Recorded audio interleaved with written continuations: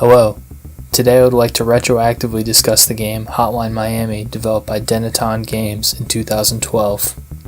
If you're interested in a brief but spoiler-free summation of this game to validate a purchase, Hotline Miami is a top-down 2D shooter and is available on the full suite of current PlayStation consoles, PS3, PS4, and Vita in addition to PC, Mac, Linux, and Android phones. In the effort of comprehensively covering the content of this game, I will likely spoil aspects of it. Although for some the story isn't the main focal point of the game, there are very impactful moments that are best experienced firsthand. Bearing that in mind, I would highly encourage you to go play this game to completion and then come back to this video. The footage you are seeing in this video was recorded from the PS4 version of the game, although I've played this game to completion on the Vita and PC in addition to the PS4. The reason I am making this video now, after its release almost 5.5 years ago, is because in Hotline Miami I see a game which unifies elements of gameplay, storytelling, and presentation in a unique way, foregrounding its core ideas while subtly pursuing an interesting philosophical subplot in unconventional ways. Gameplay-wise, Hotline Miami isn't just a run-and-gun style shooter. Instead, it's an order of operations puzzle in which the opposing pieces are just as fragile as the protagonist. The player must plan ahead to a degree and know what enemies and areas they should prioritize. Developing an open playstyle where the player reacts to their plans falling apart by an enemy with an unexpected weapon or patrol route is a must. Sometimes luck and reflex are the only threads you hang by when completing a level, and other times the plan is executed flawlessly and floors are cleared with ease. It's the fluidity and clarity of the gameplay systems that allows Hotline Miami to have this level of variation that makes the bulk of the game's stages so consistently interesting. The progress from introducing stationary and patrolling enemies, dogs, heavy units who are immune to melee attacks, SWAT team members who can only be incapacitated for short periods of time, and various boss fights is wonderful. The game doesn't overstay its welcome, and new variation from the opponents in both variety of positioning and the context in which you fight the enemies keeps gameplay fresh and evolving at a steady pace. As the player continues playing levels, new weapons unlock which can facilitate new styles of play. For example, the second weapon that's unlocked is the glass bottle, which breaks after one use, but offers more points when used for an execution and forces players to find a new weapon after use, which will give you an increase in points at the end of the level under the flexibility category. Other than weapons, the only unlocks in the game are different masks for the protagonist to wear, which give him an altered moveset, changed control scheme, different starting loadout, unique ability, or visual filter. These are obtained by finding them in levels, or by clearing a level once. Masks provide different ways to clear levels. For example, most speedruns use the Tony mask because it makes punches lethal, or the Graham mask which increases run speed, but I usually use Richter on repeat playthroughs to get an advantage at the start of a level with a few stealth kills. Personally, I don't think each mask justifies a full playthrough, nor do I think that's what Denaton intended. But the option is there, and most of the masks change the way levels play out in a significant enough way to either give yourself an advantage or try a self-imposed challenge. When Hotline Miami came out, almost all the reviews mentioned how fast and visceral combat was. If you died, you can immediately try again, much like platforming games I Want to Be the Guy and Super Meat Boy, and to that end there is a focus on high scores and speedrunning in Hotline Miami. There are high score leaderboards in-game, in which speed is included as a secondary condition of your grade, and during the grading screen you are provided with in-game time, but speed isn't everything. Although high score has support in-game, Hotline Miami seems to be more popular in the speedrunning community, which makes sense to me considering the nature of the gameplay. It also makes sense to me that the devs chose not to support time as a primary factor of score in Hotline Miami. The intent of this game is very clear: to guide players through a level where information gathering, target prioritization, reaction, and experimentation are all weighted equally. I say this as evidenced by the score system that assesses the player's performance at the end of each level when you are scored by 6 criteria: killings, boldness, combos, time bonus, flexibility, and mobility. When I said earlier that it makes sense that the devs chose not to support speedruns in an official capacity in-game, I meant that the game is designed to make you want to be violent and visceral. The game wants you to enjoy the process and wants you to work towards the reward of a good grade at the end screen of a level. In a very fair sense, there isn't too much weight put on achieving high scores compared to other games of a similar ilk. Score isn't important to progression or unlock so much as it's a barometer for one's own success inside the gameplay parameters. Score is also very accessible inside the game's menu, and you can compare your score to a global leaderboard and the scores of your friends. The graphics and overall presentation in Hotline Miami capture a visual aesthetic that I enjoy a lot, a raw punk style that's meaningfully harsh and distasteful. Inside the heavily stylized and pixelated visual language Hotline Miami presents, there's much to be gained from watching animations play out or searching for small idiosyncratic details in Jacket's surroundings. It seems to me that the game had a bottom-up design where presentation was carefully considered to match the tone of the game as a whole after core concepts were fleshed out.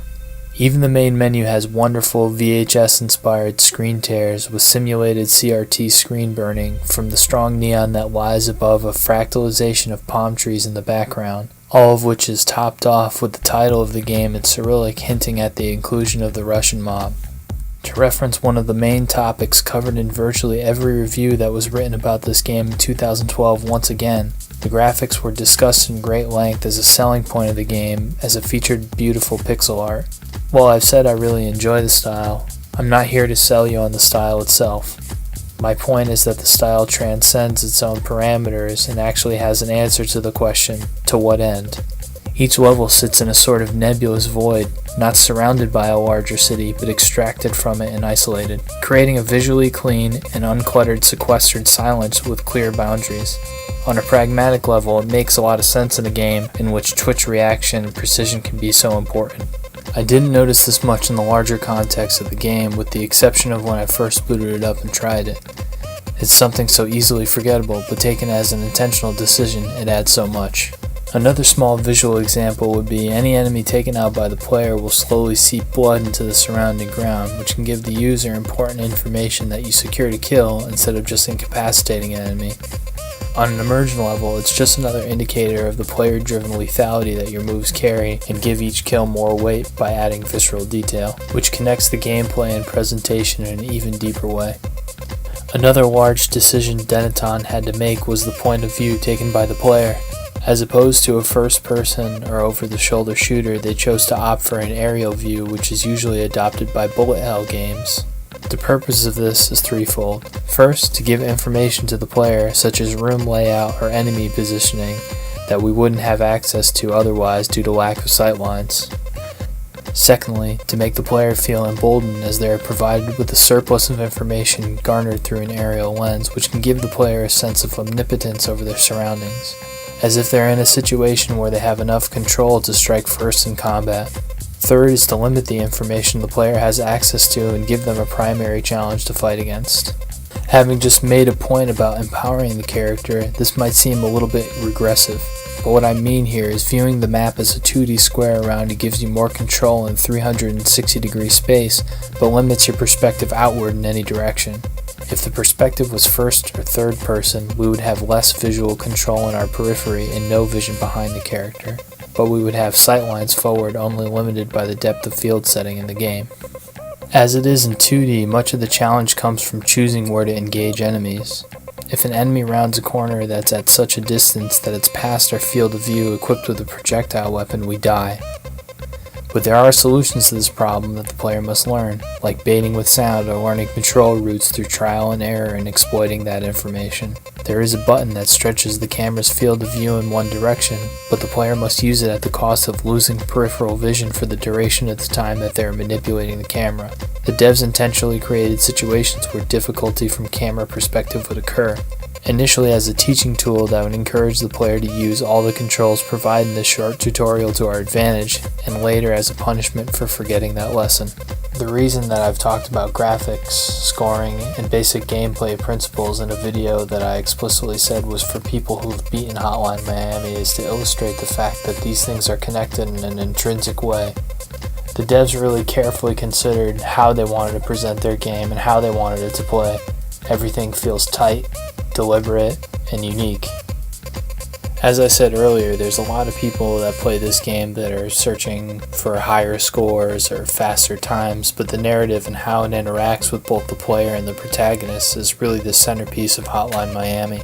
The plot of the game revolves around an unnamed man who is commonly referred to as Jacket by the fan community.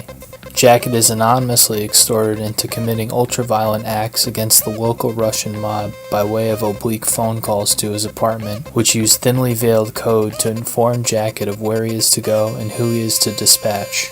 Immediately, the player is thrust into a position where they must act as executioner to those whose crimes they aren't fully aware of, but we move forward regardless. There generally isn't a specific target that Jacket knows he must assassinate, and the player must use lethal force towards anyone that we encounter. As the game progresses, we are asked to commit more violent acts and fight against forces with increasingly overwhelming odds in favor of the mob, in turn, escalating the violent acts we are to commit. Either critically thinking on how we can win a stage, or by throwing Jacket into the fray and chaotically trying to take out as many enemies as possible, we reach the same end. Viewing the opposing force as an obstacle rather than a representation of humanity. This degradation of ethics in other games is taken as a given rather than being addressed. If we learn how to frame enemies as an obstacle, we can move around it with skill. That is success in game design. In Hotline Miami, we must do this to continue, but the player and the protagonist will simultaneously be questioned for it. One of the most important moments in the game happens during the third chapter. Jacket commits his first compassionate act, rescuing a woman who is being held by mob men in a locked room. When we find the girl, she begs for a quick death while laying on a bed scantily clad and teary-eyed next to a hypodermic needle and handcuffs. The player is led to assume she was sexually and psychologically abused. Jacket then carries the girl to his car and they leave together. Gradually we see the girl and Jacket growing closer during the vignettes between levels. First she recuperates on the couch, then gets comfortable in Jacket's apartment bathing and relaxing, and eventually moves to the spare bed in Jacket's room. The player is then led to infer that Jacket and the woman start a romantic relationship as the beds get pushed together. This serves as a series of scenes that juxtapose the core gameplay loop of Hotline Miami. Short, quiet, and tender moments that punctuate long stretches of bloodshed. In contrast to the cold opening of the game, where we simply follow orders from an unknown source on the opposite end of a phone call, we now have something to protect, someone to fight for. If the narrative is the centerpiece of this game, one question becomes the key clause of that centerpiece. During the prologue, Jacket walks through a dark hallway and into a dimly lit room where three figures, who are as of yet unnamed, lie in wait for the protagonist. We later learn the names of these three characters through their masks: Don Juan the Horse, Richard the Rooster, and Rasmus the Owl. These characters engage Jacket in different ways and offer us seemingly disconnected messages with varying levels of hostility. This scene sets the precedent of the surreal nature of the game by carefully subverting expectation and inserting moments of introspection that should be noted by the player as we piece together the big picture of Hotline Miami, which may not be clear after just one playthrough. After the third chapter, Jacket is berated by Rasmus, passive-aggressively cut down by Don Juan, and then Richard asks the question that's so integral to Hotline Miami: do you like hurting other people? In Freudian terms, each member of this trifecta of commentary serves as a piece of Jacket's consciousness. Rasmus being the id, Don Juan being the ego, and Richard being the superego. As the id, Rasmus shows us a psyche that is self-destructive and confused. Jacket isn't sure of what he's doing, but he does know what he's doing to himself, as confirmed by Rasmus's line, "You're not a nice person, are you? You make me sick." Rasmus represents Jacket's impulsive and instinctual drive of mental flagellation and self-deprecation as a form of penance. Acting as the ego, Don Juan illuminates that pragmatic facet of ourselves which rationalizes decisions in the current reality, serving as a counterbalance to the actions committed by the id. Don Juan attempts to preserve our sanity by questioning, "Do you really want me to reveal who you are?" Knowing oneself means acknowledging one's actions, as of lately you've done some terrible things. Richard, the superego, functions as the partition of the mind that is self-conscious and judgmental, and poses the titular question of the game, do you like hurting other people? It's natural that it resonates with the player, as we ourselves are the observer and controller. Because of Jacket's silent nature and Hotline Miami's levels emphasizing survival, it's only natural that the player ends up forming some type of kinship with the protagonist.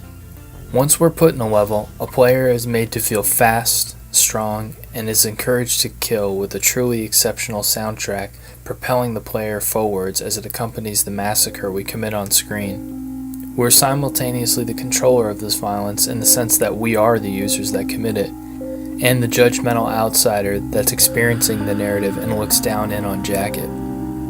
This line should serve as a catalyst to kaleidoscopically view our own psyche as players. In a sense, this is exactly what makes Hotline Miami so great. It's the idea that the player and the protagonist are experiencing the same journey, questioning themselves in the same way. It's had to be quite the precarious task that the devs set themselves up for. How do you unify a player with a video game in such a way? How do you make somebody really actually reflect on what they're doing? Throughout the game, we see an escalation of violence in tandem with escalating levels of criticism and guilt instilled in the player. Although Hotline Miami is often viewed from the perspective of honoring 1980s culture in America, in a sense, it psychologically deals with the player more like a film noir than an action game. The devs want us to question the position we're in and feel off kilter by obfuscating the timeline, story, and our actions as a player, which is why it's so important to analyze the game, specifically these three characters through a psychological lens in relation to Jacket. In more simple terms, Richard, Don Juan, and Rasmus aren't even real. They're a comatose-induced hallucination to help Jacket deal with the atrocities he's committed. As well as being a defining characteristic of the gameplay, perspective also has major story implications in Hotline Miami. When we initially play the game with Jacket, we run into a pivotal story moment, Jacket's confrontation with the character Biker. At first we don't know much about Biker, but we know we get the call to take him out because he's tracing our anonymous caller, and that's exactly what Jacket tries to do. In-game, we're led to believe Jacket kills Biker, but he hasn't, a fact that was questionable during the time before the release of Hotline Miami 2, but has since been cleared up. The vignettes between levels become more abstract and surrealist after this event, as one of our only friends in the world, a man dubbed Beard by fans, tells us that he feels like something's gone terribly wrong, which is in contrast with Beard's usual indirect words of encouragement by way of egging the mystery mob murders on. The next time we see Beard in his convenience store, we see a version of Biker with a demolished head inexplicably writhing on the floor, only to disappear after Beard tells us this is not really happening. After the next level, Beard is dead, killed by a man we'll later come to know as Richter. The short scenes between levels, which used to be a moment of reprieve, now become more brutal reflections of Jacket's subconscious mind, where we are continually visited by Richter as if we were being hunted. These events are important because, similarly to our Freudian animal trio, this version of Beard in the game isn't real either. This isn't the real Richter, or anyone for that matter. They're more hallucinations caused by the coma Jacket is in from the start of the game until Chapter 12. These hallucinations are memories of what had happened, but with some inaccuracies, like the fact that Biker wasn't killed by Jacket. Directly before Chapter 12, Jacket walks back to his apartment, and due to the aerial view, we see a masked man on our couch wielding a gun. As we walk further in, we see the girl dead on the bathroom floor. Without any recourse, we walk into our apartment and are shot in the head by Richter, who's sitting on your couch watching TV, and makes it very clear that this is more of a waste of his time than anything else. This is the moment that Jacket is put into his coma. Up until this point, everything has been a coma dream, but the genius behind this section of the game is that all of what happened thus far could have been explained through different means. Canonically, after Hotline Miami 2, we can put together that Jacket failed to kill Biker, and Richter was sent to kill Jacket for this. When I first played through the game, I thought Jacket's actions were driving him insane and he was hallucinating the abstract scenes between levels with Beard and the animal trio. The further I invested myself into playing these games and engaging with the community, the more I saw the narrative become clear. To reiterate, Hotline Miami engages with perspective in very meaningful ways, making decisions about how a game should play and how the story should unravel. Just like the gameplay, which encourages experimentation, making sense out of the timeline takes some clever thought and real engagement on the part of the player, and even then, much is still left up to interpretation. which leaves the player space to insert their own imaginative process. Leaving space for the person who is engaging with the piece is a quality that I think should be admired in art, and Hotline Miami has this in abundance. After clearing the game's story with Jacket, which includes hunting down Richter and taking out the top Russian mob bosses, we unlock Biker's story. For any longtime fans of the series, you'll remember the discussions on the Steam forums, r/Hotline Miami, and 4chan were all about the alternate timelines and how we didn't know which one was canon. The metagame of piecing the narrative together was a major part of the online discussion at the time, which is interesting considering the true ending contained the largest piece of explicit expository information in the game, and it was hidden behind the metagame puzzle, which consisted of finding a puzzle piece in each level and solving the puzzle by arranging the letters in the correct order during the endgame. In Biker's timeline, he takes out Jacket and hunts down the callers to find they are a group called 50 Blessings. The operatives of 50 Blessings turn out to be two janitors that are present but unkillable in one of the missions throughout the game in Jacket's timeline. When Biker confronts the janitors, as long as the players solve the puzzle, they will tell us they're part of an underground militaristic group created to stir up tensions between USA and Russia and start a nuclear war. It doesn't matter if they live or die, they're not the linchpins of this operation, and it will continue without them. This message of futility is something that Jacket could not have known, but still informs his story as we as players know it. As a player, I never had any misconceptions in the fact that Jacket was being misused as a pawn, but to be presented with such an existentially crushing concept, after all is said and done, really puts things into perspective. The janitors relinquish control and let the player decide their fate as they admit that they manipulate people into doing these horrible deeds just by threatening them with vague consequences. The deferral of blame is 50 Blessings' most powerful tool. We see this in action in Hotline Miami too in a more direct way, but 50 Blessings rarely does anything themselves. They just create a network of manipulated units that they can use against each other. On one hand, if we killed the janitors, we quietly claim some symbolic retribution in the world, but their plan's in motion and no longer hinges upon them, and revenge comes at the cost of compromising our own ethical standards. Going back to that ever important question, do you like hurting other people? At the beginning of this video, I tried to explicitly state my goal as demonstrating how Hotline Miami uses gameplay, storytelling, and presentation in a unique and unified way. Hopefully I've illustrated my point of what an engrossing and rich world Denaton Games created in a way that hasn't quite been explored on this platform yet. Another reason is when this game came out, it was commonly included in the discussion of video games as art.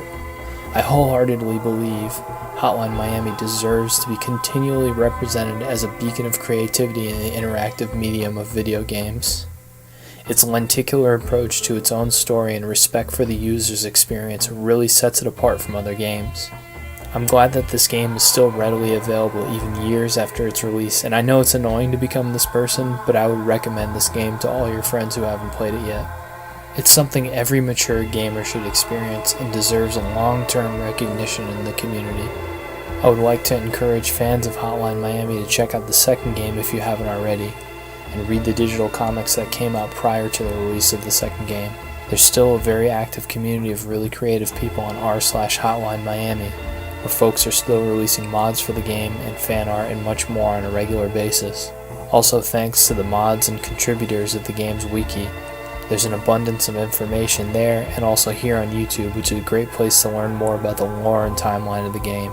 As I was only trying to talk about what impact the timeline and lore could have on a player, I didn't want to go into extreme detail, but there are people who have, trust me. And I'll link the subreddit, wiki, and some informative videos in the description for anyone who's interested in delving deeper into these topics. Special thanks to my friend Frank, who's a writer, and graciously spent his time helping me edit this script and offer me valuable feedback. And thanks to you as the viewer for taking your time to watch this video. I appreciate that. Hopefully I added something meaningful to the conversation about this brilliant game. I plan on doing more stuff like this in the future, so if you want to stay updated, you know how to do that. Thanks again for your time.